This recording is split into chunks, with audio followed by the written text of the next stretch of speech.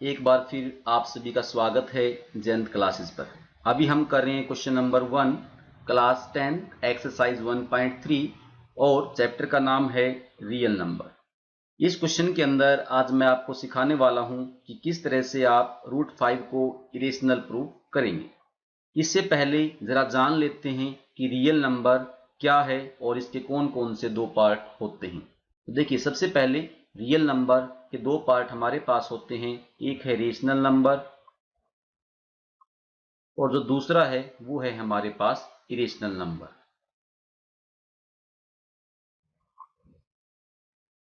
Irrationality को prove करने से पहले रेशनल नंबर के बारे में जानना जरूरी है, क्योंकि पूरा क्वेश्चन हमारा कॉन्ट्राडिक्शन बेस्ड रहता है। इसलिए इरेशनलिटी और रेशनल नंबर के बारे में जानना जरूरी है। तो सबसे पहले जान लेते हैं रेशनल नंबर के बारे में।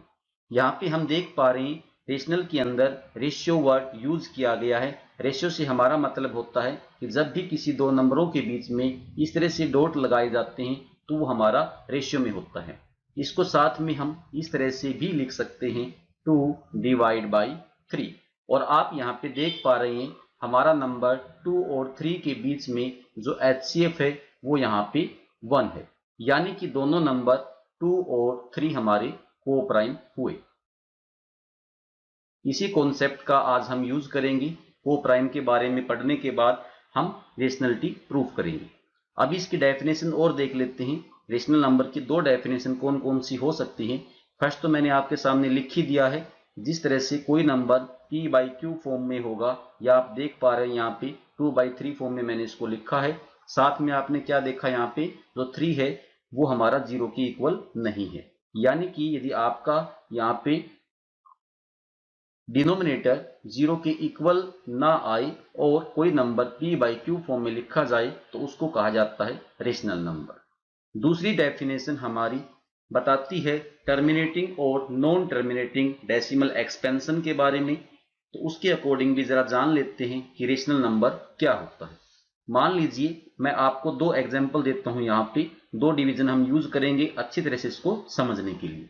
सपोज कीजिए कि आपको एक नंबर 125 दिया गया और आप इसको 8 से डिवाइड कर रहे हैं। इसी तरह से दूसरा केस हम मान लेते हैं कि एक नंबर आपको 10 दिया गया और आप इसको 3 से डिवाइड करते हैं। तो यहाँ पे हमारे पास दो केस बन चुके हैं। फर्स्ट वाले पार्ट में यदि इसको मैं डिवाइड करता हूं तो ये 8 1 जा 8 पे चला जाएगा और हमारे पास यहाँ से बचेगा 4 और हम 5 को उतार देंगे। इस तरह से 8 5 जा पे चला जाएगा और 40 हमारे पास यहाँ से आएगा। देन सब्ट्रैक्ट करते हैं तो हमारे पास यहाँ से 5 बचेगा। अब 5 छोटा बनता है 8 से, इसलिए यहाँ पे डेसिमल स्टार्ट हो जाएगा और हमने डेसिमल स्टार्ट किया तो यहाँ पे हम 0 उतारेंगे। इस तरह से 8 6 जा पे चला जाएगा और यहाँ पे हमारे पास 48 बनेगा। फिर हमारे पास यहाँ से 2 बच जाएगा। फिर से हम 0 उतारेंगे तो ये हमारे पास यहाँ पे 2 पे चला जाएगा और यहाँ पे हमारे पास 16 आएगा, जिससे हमारे पास 4 फिर बचेगा।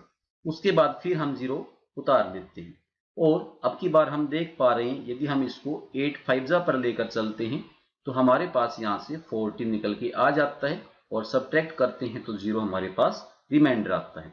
दूसरे केस में यदि हम 3 से 10 को डिवाइड करते हैं तो यहाँ पे 3 जा पे चला जाएगा और 9 हमारे पास यहाँ से बचेगा।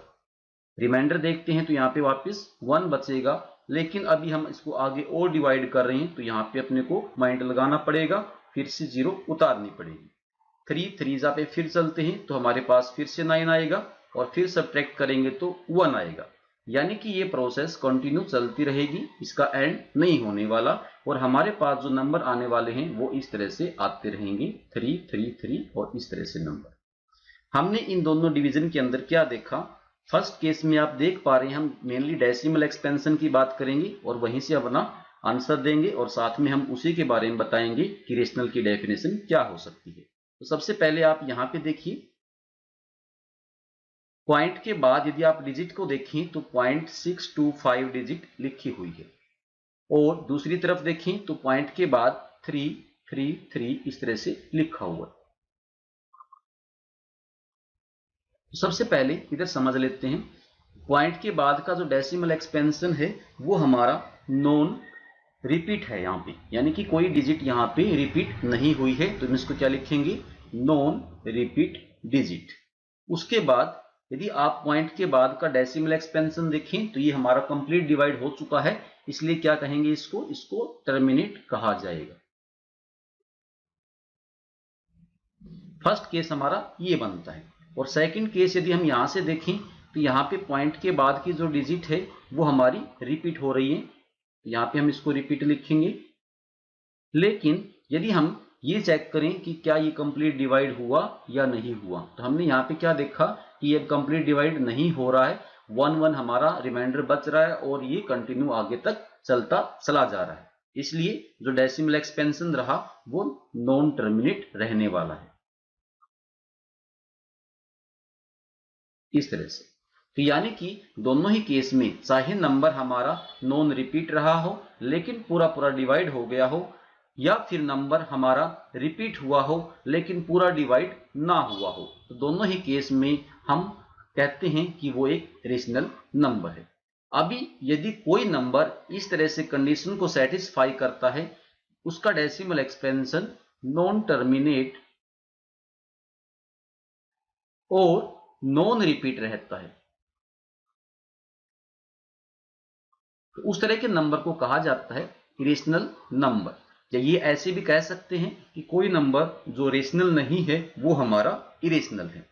तो कुछ एग्जाम्पल इसके मैं आपको दिखा देता हूं कौन कौन से बनने वाले हैं।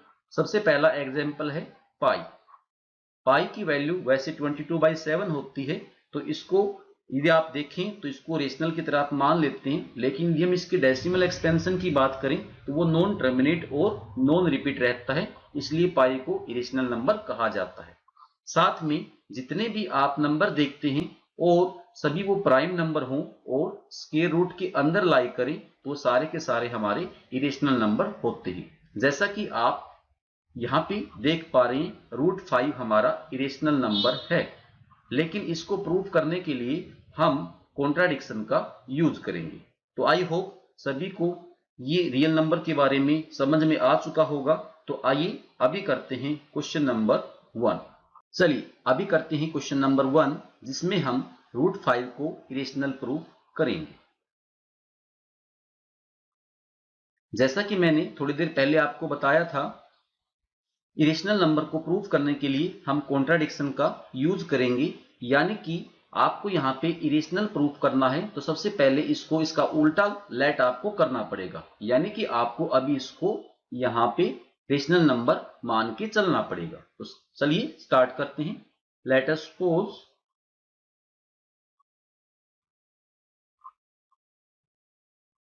√5 इज अ रेशनल नंबर। तो हमने सबसे पहले इसको एक रेशनल नंबर लेट कर लिया। यदि लेट करने के बाद यदि इसको हम रेशनल नंबर लेट कर रहे हैं तो रेशनल नंबर हमारा किस फॉर्म में होगा, such that √5 is equal to a/b। देखिए रेशनल नंबर की मैंने यहाँ पे डेफिनेशन आपको बताई थी, कोई नंबर जो p/q फॉर्म में होता है वो हमारा रेशनल होता है। और साथ साथ में मैंने यहाँ पे आपको बताया था कि ऊपर की वैल्यू यानी कि न्यूमरेटर और डिनोमिनेटर ये दोनों ही हमारे को प्राइम नंबर होते हैं, यानी कि यहाँ पे हमारा जो HCF होगा वो हमारा 1 होने वाला है। तो यहाँ पे HCF हमारे पास हो जाएगा यहाँ से 1, और हम क्या कह सकते हैं, A और B जो होंगे वो हमारे पास को प्राइम होंगे। ये हमारा मेन कॉन्सेप्ट है, इसी के ऊपर हमारा कॉन्ट्राडिक्शन काम करेगा। तो अभी फिलहाल हम इसको HCF को 1 लेट करके चले हुए हैं। जैसे जैसे पूरा क्वेश्चन प्रूव करेंगे तो लास्ट में जाने के बाद HCF को 1 दिखाने की बजाय कुछ और दिखाया जाएगा, जिससे कॉन्ट्राडिक्शन क्रिएट होगा। तो आइए आगे करते हैं।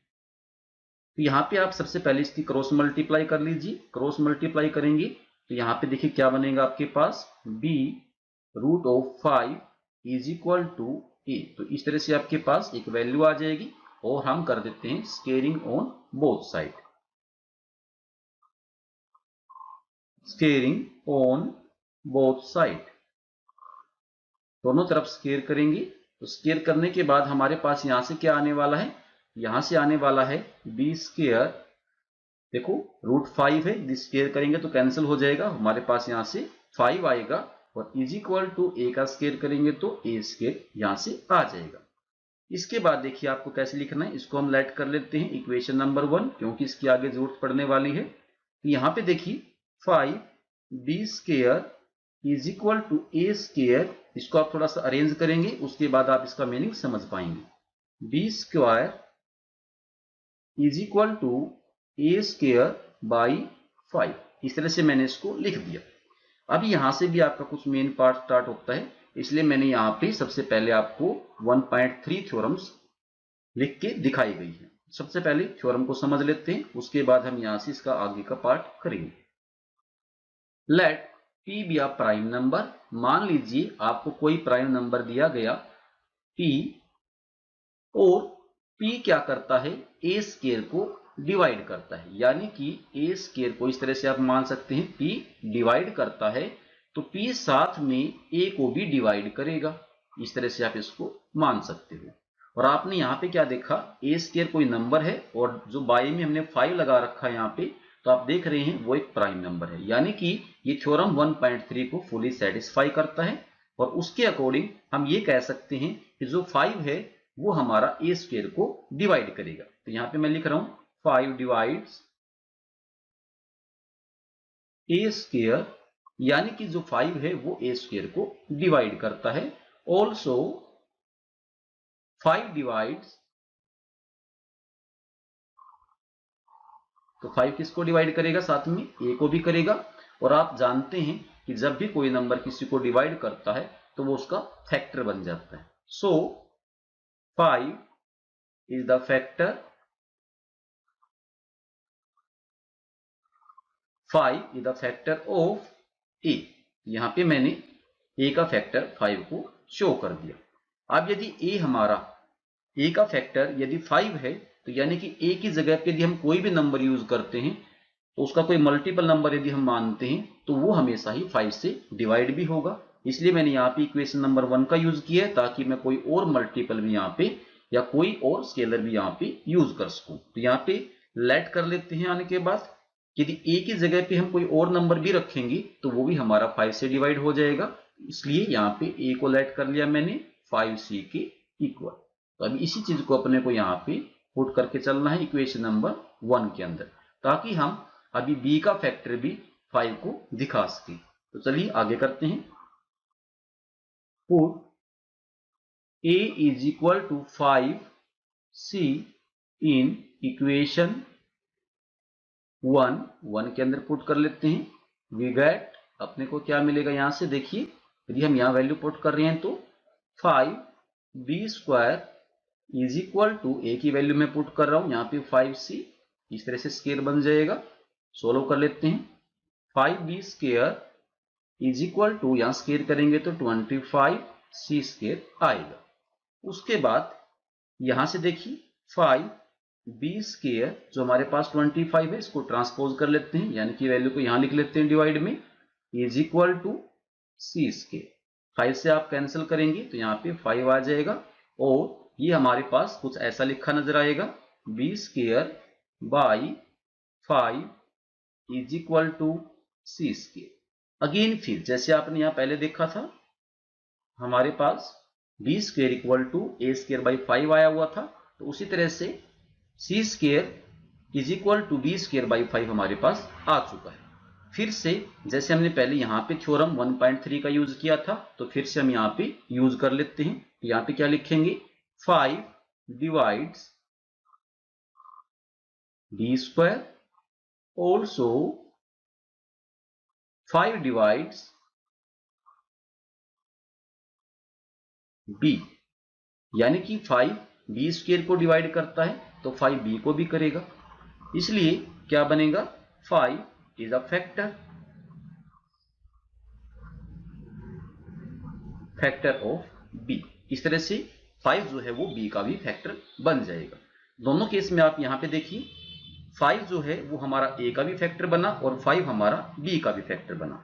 इस वजह से हम क्या कहेंगे, HCF of a and b यहाँ पे हमारे ए और बी दो नंबर हैं जिनका एचसीएफ हमने निकाला और वो क्या निकल गया, 5 निकल गया। सो इट इज कॉन्ट्राडिक्ट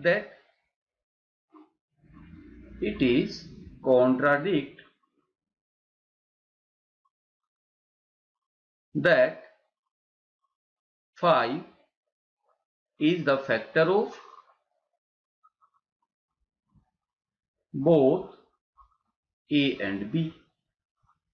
यानी कि हमने यहाँ पे कॉन्ट्राडिक्शन क्रिएट कर दिया, क्योंकि सबसे पहले जब हमने क्वेश्चन स्टार्ट किया था तो हमने उसको रेशनल लेट किया था, और यदि कोई नंबर रेशनल होगा तो वो P बाई Q फॉर्म में होगा। यहाँ पे हमने A बाई B फॉर्म इसको लेट किया था, और यहाँ पे हमने HCF क्या लेट किया था कि उसका HCF 1 के सिवाय कुछ नहीं हो सकता। लेकिन जैसे जैसे हमने क्वेश्चन को स्टार्ट किया और हमने यहाँ पे आने के बाद क्या देखा कि जो HCF है A और B का वो हमारे पास 5 आ चुका है, यानी कि हमने HCF 1 लेट किया था और आंसर हमारा अभी 5 निकल के आया हुआ है। तो इसका मीनिंग है हम उसका बिल्कुल अपोजिट कर रहे हैं, इसलिए इसको क्या कहेंगे कि हमारा यहाँ कॉन्ट्राडिक्शन क्रिएट हो गया, क्योंकि 5 जो है वो A और B का फैक्टर बना। इसी वजह से आपका सपोजिशन रोंग हो जाएगा। our supposition is wrong, ये रोंग हो गया। सो √5 इज इरेशनल। तो इस तरह से आपका ये प्रूफ हो जाता है। अभी हम कर रहे हैं क्वेश्चन नंबर 2 क्लास 10 एक्सरसाइज 1.3 और चैप्टर का नाम है रियल नंबर। इस वीडियो के अंदर आज हम सीखेंगे 3 + 2√5 को किस तरह से इरेशनल प्रूफ किया जाए। वैसे ये वाला नंबर हमारे पास ऑलरेडी इरेशनल ही है, लेकिन इसको प्रूफ करना है। क्योंकि मैंने आपको पहले ही बताया है कि कोई नंबर यदि स्क्वायर रूट के अंदर प्राइम आएगा तो वो हमेशा ही इरेशनल होता है। तो आइए इसको शुरू करते हैं। लेकिन यदि किसी को लगता है कि इरेशनलिटी के बारे में उसको नहीं पता, तो मैंने जो वीडियो पहले बनाई है उस वीडियो का लिंक मैं आपको डिस्क्रिप्शन में दे दूंगा और आप वहां से उसको जरूर देखिए। तो आइए शुरू करते हैं। सबसे पहले ऐसे क्वेश्चन को सोल्व करने के लिए आपको उसको इरेशनल लेट न करके रेशनल लेट करना पड़ेगा। तो मान लेते हैं let 3 + 2√5 is a rational number. तो इस तरह से हमने सबसे पहले इसको रेशनल लेट कर लिया है। यदि ये नंबर हमारे पास रेशनल है तो इस तरह से होगा सच दैट,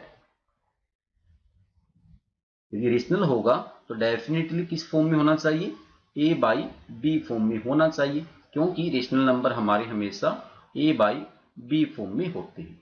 और यदि नंबर हमारा A बाई B फॉर्म में है तो हमारे पास A और B दोनों ही नंबर रेशियो में भी होने चाहिए, यानी कि उनके बीच में HCF हमेशा 1 होना चाहिए। वो नंबर हमारे पास को प्राइम होने चाहिए। अभी हम इसके अंदर से जो √5 है उसको सेपरेट कर देंगे और नंबरों के साथ उसकी रिलेशनशिप बनाएंगे। तो सबसे पहले देखिए यहाँ पे 3 को मैं यहाँ से हटा रहा हूँ, हटाने के बाद इसको दूसरी तरफ लेके चलूंगा तो ट्रांसपोजिंग हो जाएगी। यहाँ से मेरे पास आएगा 2√5 is equal to A by B, और जो हमारा 3 है वो ट्रांसपोजिंग के थ्रू दूसरी तरफ चला जाएगा, -3 बनेगा। उसके बाद हम यहाँ से इसका एलसीएम लेंगे, तो इस तरह से बनेगा ये √5 इज इक्वल टू, यहाँ पे B एलसीएम ले लेते हैं और ये हमारे पास A - 3B फॉर्म में आ जाएगा। उसके बाद मैंने क्या कहा था आपको कि जो √5 है उसको सबसे अलग रखा जाएगा, उसके अदर पार्ट को दूसरी तरफ लेके चला जाएगा। तो यहाँ से हम इसको 2 को हटा देते हैं, तो यहाँ से जो √5 है वो इक्वल आ जाएगा A - 3B divide by B, और जो हमारा 2 है वो यहाँ मल्टीप्लाई में है तो डिवाइड में चला जाएगा। अब यहाँ पे आपको समझना है, काफी इंपॉर्टेंट पार्ट है हमारा ये समझने के लिए। सबसे पहले देखिए यहाँ पे √5 जो हमारे पास है वो एक इरेशनल नंबर है, और सामने जो चीज लिखी हुई है उसमें हमने A और B, क्योंकि रेशनल नंबर होगा तो डेफिनेटली वो आपका इंटीजर फॉर्म के अंदर होना चाहिए, यानी कि A और जो B हमारे पास है यहाँ से वो हमारे इंटीजर है, क्योंकि इंटीजर से ही हमारे पास रेशनल नंबर बनते हैं, इसलिए A और B जो होंगे वो इंटीजर होंगे।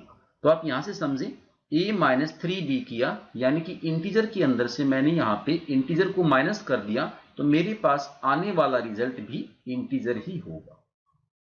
डिवाइड बाई में यदि आप देखें तो b को भी हमने इंटीजर लेट किया है, तो मीनिंग ये निकलता है कि जो नीचे की वैल्यू है वो भी हमारा इंटीजर ही होगी।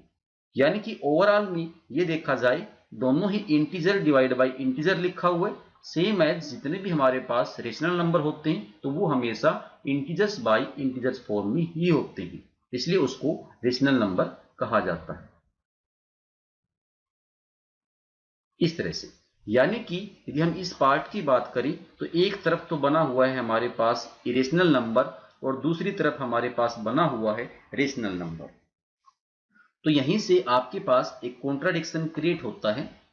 यदि हमारे पास √5 को हमने क्या लेट किया था, यहाँ पे हमने इसको √5 को जो हमने क्वेश्चन नंबर 1 किया था तो उसकी वीडियो के अंदर आप देखें √5 मैं इरेशनल प्रूफ कर चुका हूं, यानी कि ये हमारे पास इरेशनल है और सामने का सारा कंप्लीट पार्ट जो है वो रेशनल है। तो कभी भी इरेशनल नंबर रेशनल के इक्वल नहीं हो सकता, इसी वजह से यहाँ पे जो होगा वो कॉन्ट्राडिक्शन क्रिएट हो जाएगा। तो यहाँ पे क्या लिखेंगे, इट इज कॉन्ट्राडिक्ट दैट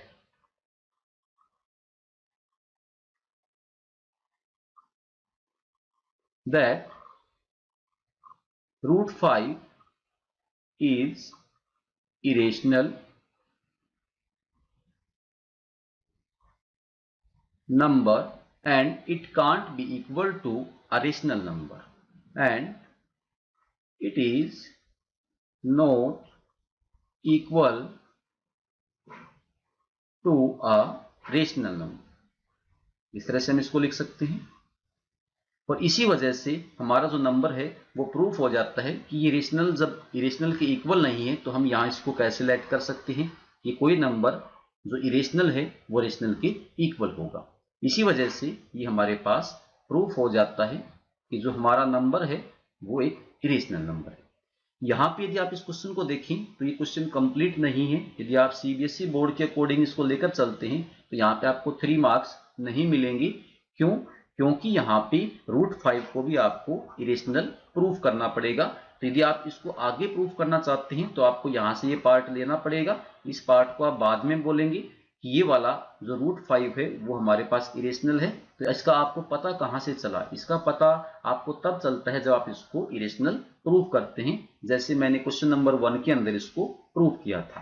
तो आप भी सबसे पहले इसको प्रूफ करें यदि आपको 3 मार्क्स चाहिए। लेकिन यदि आपको क्वेश्चन के अंदर ये लिखा नजर आ जाता है √5 इज इरेशनल, जी आपको ये ऑलरेडी क्वेश्चन देने वाला आपको क्वेश्चन देता है कि √5 पहले से इरेशनल है, तो आप इतना सारा क्वेश्चन करके आ सकते हैं, बिल्कुल करेक्ट माना जाएगा। लेकिन यदि ये पीछे का पोर्शन आपको नहीं दिया जाता है और आप इसको प्रूफ कर रहे हैं तो ये वाला क्वेश्चन हमारा अधूरा क्वेश्चन है, इसको आपको फुल मार्क्स नहीं मिलेंगे जब तक आप √5 को इरेशनल प्रूफ नहीं कर देते।